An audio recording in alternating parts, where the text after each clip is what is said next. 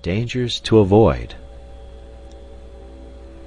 I cannot terminate these hints, often, I fear, too didactic and abrupt, upon the full use of one's time to the great end of living, as distinguished from vegetating, without briefly referring to certain dangers which lie in wait for the sincere aspirant towards life. The first is the terrible danger of becoming that most odious and least supportable of persons, a prig. Now a prig is a pert fellow who gives himself airs of superior wisdom. A prig is a pompous fool who has gone out for a ceremonial walk, and without knowing it has lost an important part of his attire, namely, his sense of humor. A prig is a tedious individual who, having made a discovery, is so impressed by his discovery that he is capable of being gravely displeased because the entire world is not also impressed by it. Unconsciously to become a prig is an easy and a fatal thing.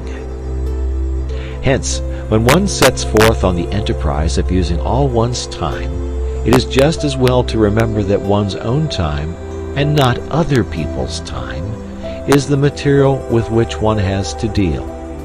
That the earth rolled on pretty comfortably before one began to balance a budget of the hours, and that it will continue to roll on pretty comfortably whether or not one succeeds in one's new role of Chancellor of the Exchequer of Time. It is as well not to chatter too much about what one is doing, and not to betray a too pained sadness at the spectacle of a whole world deliberately wasting so many hours out of every day, and therefore never really living. It will be found ultimately that in taking care of one's self, one has quite all one can do. Another danger is the danger of being tied to a program like a slave to a chariot. One's program must not be allowed to run away with one. It must be respected, but it must not be worshipped as a fetish. A program of daily employ is not a religion.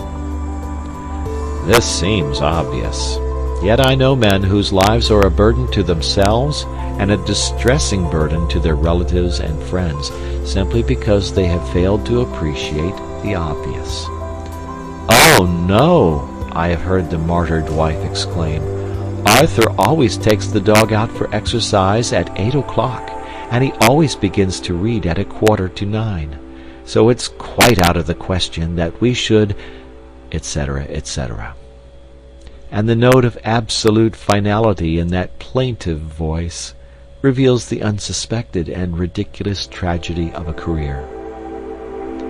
On the other hand, a program is a program, and unless it is treated with deference, it ceases to be anything but a poor joke.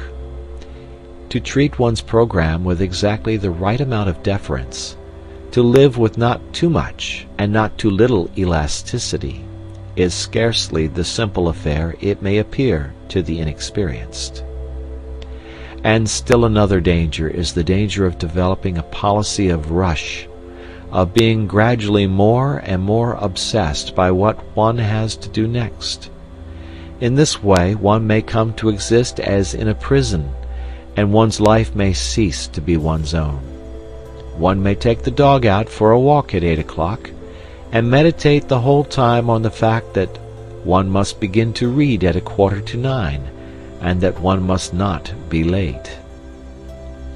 And the occasional deliberate breaking of one's program will not help to mend matters. The evil springs not from persisting without elasticity in what one has attempted, but from originally attempting too much, from filling one's program till it runs over. The only cure is to reconstitute the program and to attempt less. But the appetite for knowledge grows by what it feeds on, and there are men who come to like a constant breathless hurry of endeavor. Of them it may be said that a constant breathless hurry is better than an eternal doze. In any case, if the program exhibits a tendency to be oppressive, and yet one wishes not to modify it, An excellent palliative is to pass with exaggerated deliberation from one portion of it to another. For example, to spend 5 minutes in perfect mental quiescence between chaining up the St. Bernard and opening the book. In other words, to waste 5 minutes with the entire consciousness of wasting them. The last and chiefest danger which I would indicate is one to which I have already referred, the risk of a failure at the commencement of the enterprise. I must insist on it. A failure at the commencement may easily kill outright the newborn impulse towards a complete vitality, and therefore every precaution should be observed to avoid it. The impulse must not be overtaxed. Let the pace of the first lap be absurdly slow, but let it be as regular as possible. And, having once decided to achieve a certain task, achieve it at all costs of tedium and distaste.